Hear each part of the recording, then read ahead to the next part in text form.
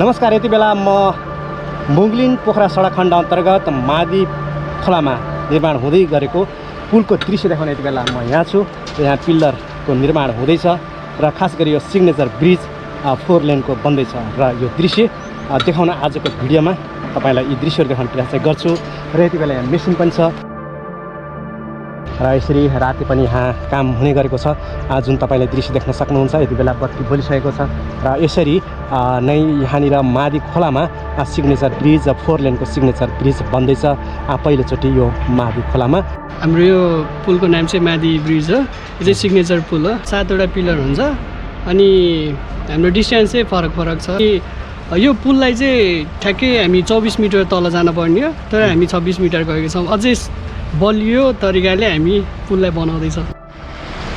यो चाहिँ मादी नदी हो। यति बेला तपाईले एकदमै अब भने घाम डुबिसकेको अवस्था हो र यति बेला यो मादी नदीमा यसरी पानी बगेको तपाईले देख्न सक्नुहुन्छ र यही मादी नदीमा सिग्नेचर ब्रिज बन्दैछ।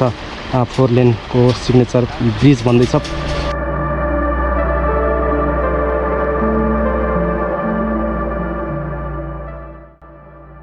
अहिले चाहिँ यो ग्रुपमा चाहिँ अहिले एउटा भर्खर टेस्ट हो यो। हजुर, अरू त एउटा भइसकेको छ। 25वटा नै 28वटा अनि एउटा 32वटा छ। यति बेला तपाईलाई दृश्यहरू देखाइरहेको छु र यो साइडमा तपाईले देख्न सक्नुहुन्छ यो पुरानो ब्रिज हो र यसरी यहाँनिर बन्दै गरेको यो ब्रिज जुन छ यो चाहिँ तपाईलाई देखाएँ। यहाँनिर पिल्लर यसरी बन्दैछ र यो हिसाबले बनिरहेको दृश्यलाई आज म तपाईलाई देखाएँ। र यतापट्टि मेसिनहरू छ र रात पर्न लागेको अवस्था हो र पिल्लरहरूको लागि चाहिँ यहाँनिर यसरी रडहरू बिनिएको छ बिमको लागि। राति कति बजीसम्म काम हुन्छ ब्रदर? हाम्रो नाइट डे नन स्टपै हो। Non stop.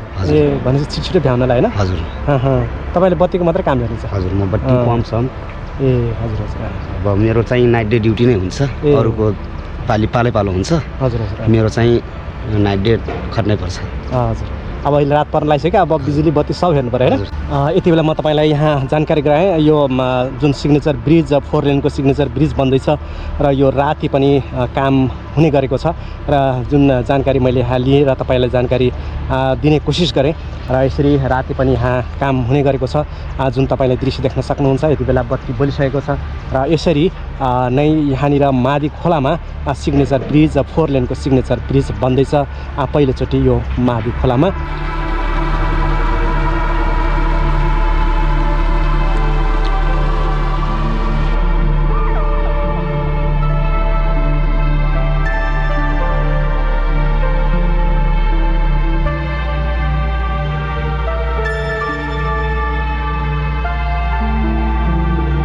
मेरो नाम चाहिँ विश्वास परियार अनि म चाहिँ यो पुलको चाहिँ इन्चार्ज। यो पुल चाहिँ ठ्याक्कै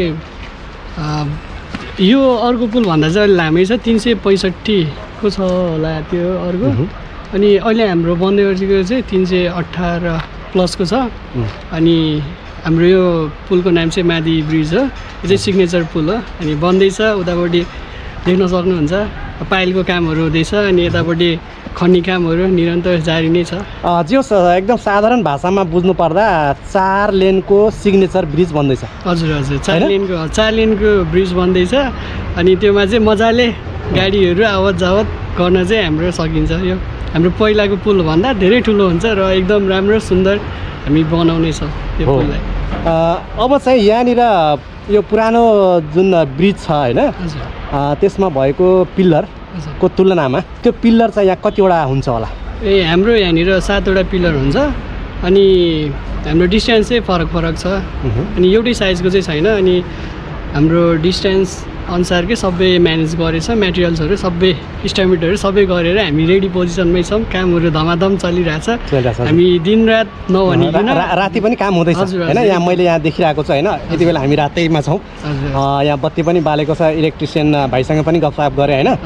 जे होस् राति पनि काम हुँदै हजुर एकदम कुरा होइन? दिनरात हाम्रो चलिरहेछ। हाम्रो चाहिँ 2.5 वर्षको प्रोजेक्ट हो अनि हाम्रो चाहिँ हामीसित टाइम अलिक कम छ, त्यही भएर हामी चाहिँ दिनरातै काम गरिरहेका छौँ।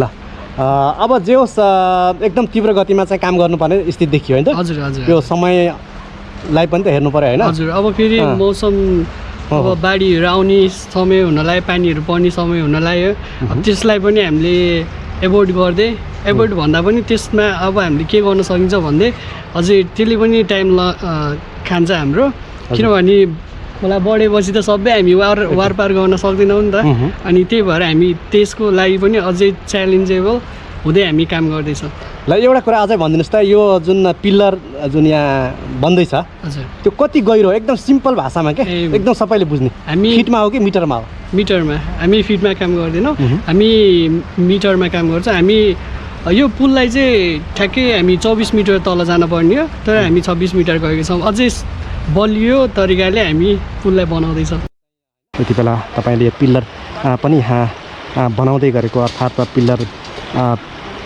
को काम भइरहेको अवस्था हामी देख्न सक्छौँ तपाईँले देख्न सक्नुहुन्छ यसरी रडहरू यहाँ हाल्ने काम भइरहेको छ र यतापट्टि भने मेसिनले यहाँ अडाइएको छ अहिले र यहाँ काम साथीहरूले गरिराख्नु भएको छ र जुन दृश्य म तपाईँलाई देखाइरहेको छु साथ पर्न लागेको छ हाम्रो यहाँ अपरेटर भाइ हुनुहुन्छ र उहाँले यहाँ कसिएर चाहिँ काममा खटिनु भएको छ र अहिले एकैछिन यहाँनिर मिलाउने काम पनि हुँदैछ तपाईँले यो साइडमा यसरी देख्न सक्नुहुन्छ यो पिल्लर चाहिँ ठ्याक्कै यहाँ चाहिँ मेसिनले यसरी चाहिँ बुनेको रडलाई राख्ने काम हुँदैछ 32वटा हुन्छ यस्तो जस्तो अनि सबैले एकैमा कनेक्ट गरेर त्यहाँ माथि पिलर उठ्छ यो गहिराई चाहिँ कति कति होला गहिराई अहिले यसमा 26 80 26 80 भनेर के मिटर भन्ने मिटर ए